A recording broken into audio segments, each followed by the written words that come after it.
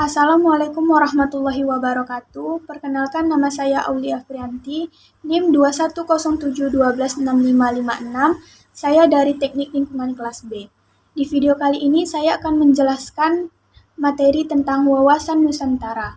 Dosen pengampu yaitu Nurdiansyah MPD. Apa itu wawasan Nusantara?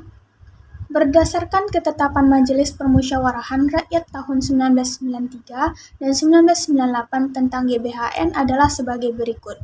Wawasan Nusantara yang merupakan wawasan nasional yang bersumber pada Pancasila dan berdasarkan UUD 1945 adalah cara pandang dan sikap bangsa Indonesia mengenai diri dan lingkungannya dengan mengutamakan persatuan dan kesatuan bangsa serta kesatuan wilayah dalam menyelenggarakan kehidupan bermasyarakat, bernegara, dan berbangsa untuk mencapai tujuan nasional. Secara umum, wawasan nasional berarti cara pandang suatu bangsa tentang diri dan lingkungannya yang dijabarkan dari dasar falsafah dan sejarah bangsa itu sesuai dengan posisi dan kondisi geografi negaranya untuk mencapai tujuan atau cita-cita nasionalnya. Sedangkan arti dari wawasan Nusantara adalah cara pandang bangsa Indonesia tentang diri dan lingkungannya berdasarkan Pancasila dan UUD 1945 serta sesuai dengan geografi wilayah Nusantara yang menjiwai kehidupan bangsa dalam mencapai tujuan atau cita-cita nasionalnya. Yang kedua ada kedudukan wawasan Nusantara. Wawasan Nusantara sebagai wawasan nasional bangsa Indonesia merupakan ajaran yang diyakini kebenarannya oleh seluruh rakyat agar tidak terjadi penyesatan dan penyimpangan dalam upaya mencapai dan mewujudkan cita-cita dan tujuan nasional. Dengan demikian, wawasan Nusantara menjadi landasan visional dalam menyelenggarakan kehidupan nasional. Yang ketiga ada tujuan wawasan Nusantara. Tujuan wawasan Nusantara terbagi menjadi dua, yaitu ada tujuan nasional dan tujuan ke dalam. Tujuan nasional yaitu dapat dilihat dalam pembukaan Undang-Undang Dasar 1945 dijelaskan bahwa tujuan kemerdekaan Indonesia adalah untuk melindungi segenap bangsa Indonesia dan seluruh tumpah darah Indonesia dan untuk mewujudkan kesejahteraan umum, mencerdaskan kehidupan bangsa, dan ikut melaksanakan ketertiban dunia yang berdasarkan kemerdekaan, perdamaian abadi, dan keadilan sosial. Yang kedua ada tujuan ke dalam, yaitu mewujudkan kesatuan segenap aspek kehidupan baik alamiah maupun sosial, maka dapat disimpulkan bahwa tujuan bangsa Indonesia yaitu menjunjung tinggi kepentingan nasional serta kepentingan kawasan untuk menyelenggarakan dan membina kesejahteraan, kedamaian, dan budi luhur serta martabat manusia di seluruh dunia. Yang keempat, fungsi wawasan Nusantara. Yang pertama ada sebagai wawasan pertahanan dan keamanan nasional, yaitu mengarah pada pandangan geopolitik negara Indonesia. Pandangan tersebut mencakup tanah air serta segenap wilayah negara Kesatuan Republik Indonesia. Yang kedua ada sebagai wawasan kewilayahan Indonesia, yaitu termasuk pemahaman mengenai batas wilayah Indonesia agar terhindar dari potensi sengketa dengan negara lain. Yang ketiga sebagai wawasan pembangunan, yaitu dengan beberapa unsur di dalamnya seperti sosial politik, kesatuan politik, pertahanan serta keamanan negara, ekonomi, dan sosial ekonomi. Yang keempat yaitu sebagai ketahanan nasional, yaitu konsep ketahanan sosial yang memegang peranan penting dalam perencanaan pembangunan, kewilayahan, serta pertahanan keamanan nasional. Selanjutnya, unsur-unsur wawasan Nusantara terbagi lagi menjadi tiga. Yang pertama itu ada wadah. Wadah terbagi lagi menjadi tiga. Yang pertama ada wujud wilayah. Yang kedua, tata inti organisasi. Yang ketiga, tata kelengkapan organisasi. Yang kedua, isi wawasan Nusantara. Yang ketiga, tata laku wawasan Nusantara. Yang pertama itu ada wadah. Wadah terbagi lagi menjadi tiga. Yang pertama itu ada wujud wilayah, yaitu batas ruang lingkup wilayah Nusantara ditentukan oleh lautan yang di dalamnya terdapat gugusan ribuan pulau yang saling dihubungkan oleh perairan. Oleh karena itu, Nusantara dibatasi oleh lautan dan daratan serta dihubungkan oleh perairan di dalamnya. Yang kedua, tata inti organisasi. Bagi Indonesia, tata inti organisasi negara didasarkan pada Undang-Undang 1945 yang menyangkut bentuk dan kedaulatan negara, kekuasaan pemerintah, sistem pemerintahan, dan sistem perwakilan. Yang ketiga, tata kelengkapan organisasi. Wujud tata kelengkapan organisasi adalah kesadaran politik dan kesadaran bernegara yang harus dimiliki oleh seluruh rakyat yang mencakup partai politik, golongan dan organisasi masyarakat, kalangan per seluruh aparatur negara, yang dapat diwujudkan demokrasi yang secara konstitusional berdasarkan UUD 1945 dan secara ideal berdasarkan dasar filsafat Pancasila. Yang kedua, isi wawasan Nusantara. Pertama, cita-cita bangsa Indonesia tertuang di dalam pembukaan UUD 1945 yang menyebutkan 1. Negara Indonesia yang merdeka, bersatu, berdaulat, adil dan makmur. 2.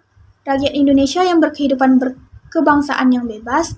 Yang ketiga, pemerintahan negara Indonesia melindungi segenap bangsa Indonesia dan seluruh tumpah darah Indonesia, dan untuk memajukan kesejahteraan umum, mencerdaskan kehidupan bangsa, dan ikut melaksanakan ketertiban dunia yang berdasarkan kemerdekaan, perdamaian abadi, dan keadilan sosial. Yang kedua, asas keterpaduan semua aspek kehidupan nasional berciri manunggal, utuh menyeluruh meliputi 1. Satu kesatuan wilayah Nusantara yang mencakup daratan, perairan, dan dirgantara secara terpadu. 2. Satu kesatuan politik dalam arti satu UUD dan politik pelaksanaannya serta satu ideologi dan identitas nasional. 3. Satu kesatuan sosial budaya dalam arti satu perwujudan masyarakat Indonesia atas dasar Bhinneka Tunggal Ika, satu tertib sosial dan satu tertib hukum. 4. Satu kesatuan ekonomi dengan berdasarkan atas asas usaha bersama dan asas kekeluargaan dalam satu sistem ekonomi kerakyatan. 5. Satu kesatuan pertahanan dan keamanan dalam satu sistem terpadu, yaitu sistem pertahanan keamanan rakyat semesta atau SISHANKAMRATA. 6. Satu kesatuan kebijakan nasional dalam arti pemerataan pembangunan dan hasil-hasilnya yang mencakup aspek kehidupan nasional. Yang ketiga, tata laku wawasan Nusantara. Tata laku wawasan Nusantara mencakup dua segi, yaitu batiniah dan lahiriah. Tata laku batiniah berlandaskan falsafah bangsa yang membentuk sikap mental bangsa yang memiliki kekuatan batin. Dalam hal ini, wawasan Nusantara berlandaskan pada falsafah Pancasila untuk membentuk sikap mental bangsa yang meliputi cipta, rasa, dan karsa secara terpadu. Yang kedua, tata laku lahiriah merupakan kekuatan utuh dalam arti kemanunggalan kata dan karya, keterpaduan pembicaraan dan perbuatan. Dalam hal ini, wawasan Nusantara diwujudkan dalam satu sistem organisasi yang meliputi perencanaan, pelaksanaan, pengawasan, dan pengendalian. Selanjutnya, faktor-faktor yang mempengaruhi wawasan Nusantara. Pertama itu ada wilayah atau geografi. Pertama ada Kepulauan Indonesia. Bagian wilayah Indische Archipel yang dikuasai Belanda dinamakan Nederlands Oost-Indisch Archipelago. Itulah wilayah jajahan Belanda yang kemudian menjadi wilayah Negara Kesatuan Republik Indonesia. Sebagai sebutan untuk kepulauan ini sudah banyak nama yang dipakai, yaitu Hindia Timur, Insulen, oleh Multatuli, Nusantara, Indonesia, Hindia Belanda atau Netherlands Indie pada masa penjajahan Belanda. Bangsa Indonesia sangat mencintai nama Indonesia walaupun bukan dari bahasanya sendiri, tetapi ciptaan orang Barat. Nama Indonesia mengandung arti yang tepat, yaitu Kepulauan India. Dalam bahasa Yunani, Indo berarti India dan Nesos berarti pulau. Yang kedua, konsepsi tentang wilayah lautan. Pertama, Res Nullius menyatakan bahwa laut itu tidak ada yang memilikinya. Kedua, Res Cimunis menyatakan bahwa laut itu adalah milik masyarakat dunia karena tidak dapat dimiliki oleh masing-masing negara. Yang ketiga, Mare Liberum menyatakan bahwa wilayah laut adalah bebas untuk semua bangsa. Yang keempat, Mare Clausum, The Right and Dominion of the Sea, menyatakan bahwa hanya laut sepanjang pantai saja yang dapat dimiliki oleh suatu negara sejauh yang dapat dikuasai dari darat, kira-kira sejauh 3 mil. Yang keempat, Archipelagic States Principle atau Asas Negara Kepulauan, yaitu menjadi dasar dalam Konvensi PBB tentang hukum laut. Sesuai dengan hukum laut internasional, secara garis besar, bangsa Indonesia sebagai negara kepulauan memiliki, yaitu negara kepulauan adalah negara yang seluruhnya terdiri dari satu atau lebih kepulauan dan dapat mencakup pulau-pulau yang lain. Kepulauan adalah suatu gugusan pulau, termasuk bagian pulau, perairan di antaranya. Yang kedua, laut teritorial adalah satu wilayah laut yang lebarnya tidak melebihi 12 mil. Laut diukur dari garis pangkal, sedangkan garis pangkal adalah garis air surut terendah sepanjang pantai. Yang ketiga, perairan pedalaman adalah wilayah sebelah dalam daratan atau sebelah dalam dari garis pangkal. Yang keempat, zona ekonomi eksklusif atau ZEE, di mana tidak boleh melebihi 200 mil laut dari garis pangkal. Di dalam ZEE, negara yang bersangkutan memiliki hak kedaulatan untuk keperluan eksplorasi, eksploitasi, konservasi, dan pengolahan sumber kekayaan alami hayati dari perairan. Yang kelima, landasan kontinen. Suatu negara berpantai meliputi dasar laut dan tanah di bawahnya yang terletak di luar laut teritorialnya sepanjang merupakan kelanjutan alamiah wilayah daratannya, jaraknya 200 mil dari garis pangkal atau dapat lebih dari itu dengan tidak melebihi 350 mil, tidak boleh melebihi 100 mil dari garis batas kedalaman dasar laut sedalam 2.500 meter. Ketiga, karakteristik wilayah Nusantara. Nusantara berarti kepulauan Indonesia yang terletak di antara benua Asia dan benua Australia, dan di antara Samudra Pasifik dan Samudra Hindia, yang terdiri dari 17.508 pulau besar maupun kecil. Kepulauan Indonesia terletak pada batas astronomi sebagai berikut: 6 derajat lintang utara, 11 derajat lintang selatan, 94 derajat bujur timur hingga 141 derajat bujur timur. Jarak utara ke selatan sekitar 1.888 kemerdekaan, sedangkan jarak barat ke timur sekitar 5.110 kemerdekaan. Luas wilayah Indonesia seluruhnya adalah 5.193.250 km persegi, yang terdiri dari daratan seluas 2.027.087 km persegi dan perairan seluas 3.166.163 km persegi. Yang kedua, geopolitik dan geostrategi. Yang pertama, geopolitik. Geografi mempelajari fenomena geografi dari aspek politik, sedangkan geopolitik mempelajari fenomena politik dari aspek geografi. Geopolitik memaparkan dasar pertimbangan dalam menentukan alternatif kebijakan nasional untuk mewujudkan tujuan tertentu. Prinsip-prinsip dalam geopolitik menjadi perkembangan suatu wawasan Nusantara. Yang kedua, geostrategi. Geostrategi adalah politik dalam pelaksanaan, yaitu upaya bagaimana mencapai tujuan atau sasaran yang ditetapkan sesuai dengan keinginan-keinginan politik. Sebagai contoh, pertimbangan geostrategis untuk negara dan bangsa Indonesia adalah kenyataan posisi silang Indonesia dari berbagai aspek. Yang pertama, aspek geografi. Wilayah Indonesia terletak di antara dua benua, Asia dan Australia, serta di antara Samudra Pasifik dan Samudra Hindia. Yang kedua, aspek demografi. Penduduk Indonesia terletak di antara penduduk jarang di selatan Australia dan penduduk padat di utara Cina dan Jepang. 3. Aspek ideologi. Ideologi Indonesia adalah Pancasila, terletak di antara liberalisme di selatan Australia dan Selandia Baru, dan komunisme di utara Cina, Vietnam, dan Korea Utara. 4. Aspek politik. Demokrasi Pancasila terletak di antara demokrasi liberal di selatan dan demokrasi rakyat atau diktatur proletar di utara. 5. Aspek ekonomi. Ekonomi Indonesia terletak di antara ekonomi kapitalis dan selatan sosialis di utara. 6. Aspek sosial. Masyarakat Indonesia terletak di antara masyarakat individualisme di selatan dan masyarakat sosialisme di utara. Yang ketujuh, aspek budaya. Budaya Indonesia terletak di antara budaya barat di selatan dan budaya timur di utara. Yang kedelapan, aspek hankam. Geopolitik dan geostrategis hankam atau pertahanan dan keamanan. Indonesia terletak di antara wawasan kekuatan maritim di selatan dan wawasan kekuatan kontinental di utara.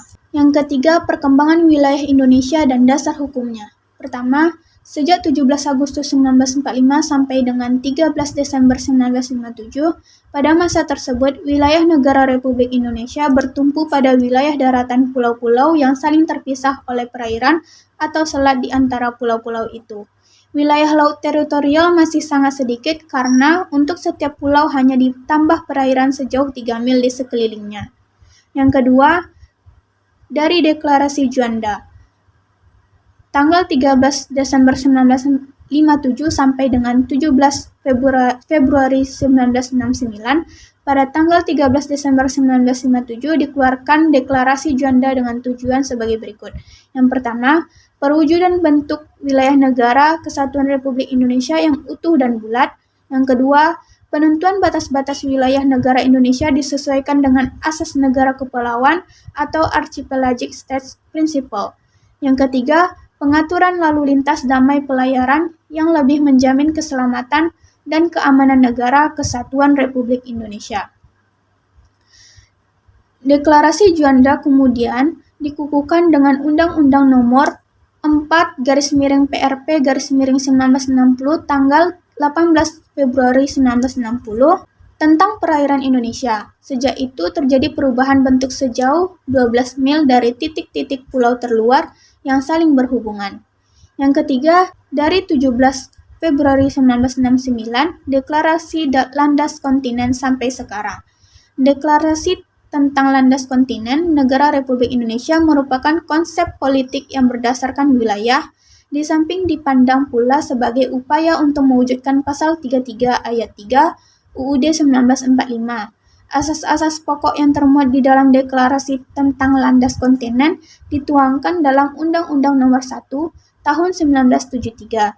Di samping itu, Undang-Undang Nomor 1/1973 juga memberi dasar bagi pengaturan eksplorasi serta penyelidikan ilmiah atas kekayaan alam di landas kontinen dan masalah-masalah yang ditimbulkan. Di samping itu, Undang-Undang Nomor 1/1973 juga memberi dasar bagi pengaturan eksplorasi serta penyelidikan ilmiah atas kekayaan alam di landas kontinen dan masalah-masalah yang ditimbulkan. Yang keempat, Zona Ekonomi Eksklusif atau ZEE. Pengumuman pemerintahan tentang Zona Ekonomi Eksklusif terjadi pada 21 Maret 1980. Batas ZEE adalah selebar 200 mil yang dihitung dari garis dasar laut wilayah Indonesia. Alasan-alasan yang mendorong sebagai berikut. 1. Persediaan ikan yang semakin terbatas. 2. Kebutuhan untuk pembangunan nasional Indonesia. 3. ZEE mempunyai kekuatan hukum internasional. Selanjutnya, implementasi wawasan Nusantara. Yang pertama di bidang politik, yaitu menjalankan komitmen politik pada lembaga pemerintahan serta partai politik dalam rangka meningkatkan persatuan serta kesatuan bangsa, keikutsertaan Indonesia di dalam politik luar negeri, dan memperkuat korps diplomatik untuk menjaga seluruh wilayah Indonesia. Di bidang pertahanan dan keamanan, yaitu membentuk sikap dan kedisiplinan diri dalam membela tanah air, serta melaporkan segala hal yang mengganggu keamanan pada aparat yang berwenang, meningkatkan rasa persatuan serta solidaritas baik dalam satu daerah yang sama atau daerah yang berbeda. Yang terakhir, membangun sarana serta prasarana bagi kegiatan atau aktivitas pengamanan wilayah Indonesia. Yang ketiga, di bidang sosial, yaitu saling menghargai dan menghormati setiap perbedaan atau keragaman yang ada di tanah air, mulai dari perbedaan suku, ras, agama, hingga budaya, serta pengembangan budaya Indonesia dan menjadikan budaya sebagai tujuan wisata yang memberikan sumber penghasilan daerah atau nasional. Menjaga keberagaman Indonesia, baik dari segi budaya, bahasa, serta status sosial, dan juga mengembangkan keserasian di dalam kehidupan bermasyarakat. Yang keempat, di bidang ekonomi, dengan pemanfaatan kekayaan alam di Indonesia sambil menjaga kelestarian lingkungan hidupnya. Kekayaan dan letak geografis Indonesia yang strategis dapat dimanfaatkan dengan maksimal untuk perekonomian negara. Orientasi bidang ekonomi di sektor pemerintahan, industri, serta pertanian, pembangunan ekonomi yang seimbang serta adil di tiap-tiap daerah Indonesia sehingga tidak terjadi kemiskinan di daerah tertentu. Otonomi daerah sendiri diharapkan dapat atau bisa menciptakan segala macam upaya keadilan ekonomi ini. Partisipasi seluruh masyarakat Indonesia dibutuhkan dalam pembangunan ekonomi. Hal ini kemudian akan didukung dengan pemberian fasilitas kredit mikro guna mengembangkan usaha kecil. Selanjutnya, tantangan implementasi wawasan Nusantara. Yang pertama, pemberdayaan masyarakat. Pemberdayaan masyarakat dalam arti memberikan peranan dalam bentuk aktivitas dan partisipasi masyarakat untuk mencapai tujuan nasional hanya dapat dilaksanakan oleh negara-negara maju dengan bottom-up planning, sedangkan untuk negara berkembang dengan top-down planning karena adanya keterbatasan kualitas sumber daya manusia, sehingga diperlukan landasan operasional berupa GBHN. Kondisi nasional atau pembangunan yang tidak merata mengakibatkan keterbelakangan dan ini merupakan ancaman bagi integritas. Pemberdayaan masyarakat diperlukan terutama untuk daerah-daerah tertinggal. Yang kedua, dunia tanpa batas. Yang pertama, perkembangan iptek mempengaruhi pola pikir, pola sikap, dan pola tindak masyarakat dalam aspek kehidupan, kualitas sumber daya manusia. Kualitas sumber daya manusia merupakan tantangan serius dalam menghadapi tantangan global. Yang kedua, Kenichi Omae dalam bukunya Borderless World dan The End of Nation States menyatakan, dalam perkembangan masyarakat global, batas-batas wilayah negara dalam arti geografi dan politik relatif masih tetap, namun kehidupan dalam satu negara tidak mungkin dapat membatasi kekuatan global yang berupa informasi, investasi, industri, dan konsumen yang makin individual. Untuk dapat menghadapi kekuatan global, suatu negara harus mengurangi peranan pemerintah pusat dan lebih memberikan peranan kepada pemerintah daerah dan masyarakat. Perkembangan iptek dan perkembangan masyarakat global dikaitkan dengan dunia tanpa batas dapat merupakan tantangan wawasan Nusantara. Mengingat perkembangan tersebut akan dapat mempengaruhi masyarakat Indonesia dalam pola pikir, pola sikap, dan pola tindak di dalam bermasyarakat, berbangsa, dan bernegara. Yang ketiga, era baru kapitalisme. Sloan dan Zureker dalam bukunya Dictionary of Economics menyatakan kapitalisme adalah suatu sistem ekonomi yang didasarkan atas hak milik swasta atas macam-macam barang dan kebebasan individu untuk mengadakan perjanjian dengan pihak lain dan untuk berkecimpung dalam aktivitas-aktivitas ekonomi yang dipilihnya sendiri berdasarkan kepentingan sendiri serta untuk mencapai laba guna diri sendiri.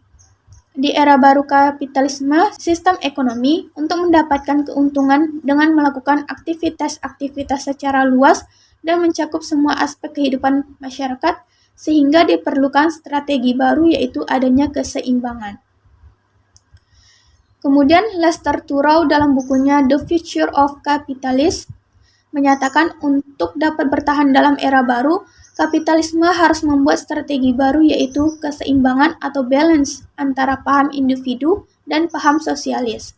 Di era baru kapitalisme, negara-negara kapitalis dalam rangka mempertahankan eksistensinya di bidang ekonomi menekan negara-negara berkembang dengan menggunakan isu-isu global yaitu demokrasi, hak asasi manusia, lingkungan hidup. Yang keempat, kesadaran warga negara. Yang pertama, pandangan Indonesia tentang hak dan kewajiban manusia. Indonesia mempunyai kedudukan hak dan kewajiban yang sama. Hak dan kewajiban dapat dibedakan namun tidak dapat dipisahkan. Yang kedua, kesadaran bela negara. Dalam mengisi kemerdekaan, perjuangan yang dilakukan adalah perjuangan non-fisik untuk memerangi keterbelakangan, kemiskinan, kesenjangan sosial, memberantas korupsi, nepotisme, menguasai iptek, meningkatkan kualitas sumber daya manusia, transparan, dan memelihara persatuan. Dalam perjuangan non-fisik, kesadaran bela negara mengalami penurunan yang tajam dibandingkan pada perjuangan fisik. Sekian dari saya, apabila ada kesalahan, saya mohon maaf. Wabillahi taufiq wal hidayah. Wassalamualaikum warahmatullahi wabarakatuh.